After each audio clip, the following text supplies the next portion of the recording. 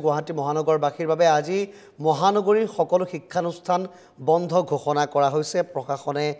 বন্ধ ঘোষণা কৰিছে সকলো শিক্ষানুষ্ঠান আজিৰ দিনটোত মহানগৰীৰ কালি মুখলধাৰ বৰষুণ আৰু তীব্ৰ যানজঁটৰ পিছতে চৰকাৰী ব্যক্তিগত খণ্ডৰ স্কুল কলেজ বন্ধ ৰখাৰ নিৰ্দেশ দিয়া হৈছে আৰু বানৰ পিছতে নিৰ্দেশনা জাৰি কৰিছে কামৰূপ জিলা আয়ুক্তই বানৰ বাবে মহানগৰীৰ সৃষ্টি হৈছিল যি অবৰ্ণনীয় পৰিস্থিতি নিশা 12 বজা পৰ্যন্ত ৰাজপথতে আবদ্ধ হৈ পৰিছিল বহু স্কুল বাছ আৰু আজি মহানগৰী বহু স্থানত কৃত্ৰিম বান অব্যাহত আছে বানৰ বাবে ব্যাহত হৈ পৰিছে মহানগৰীকৰ জনজীৱন তাৰ পিছতে আজিৰ দিনটোত সকলো স্কুল কলেজ বন্ধ ঘোষণা কৰিছে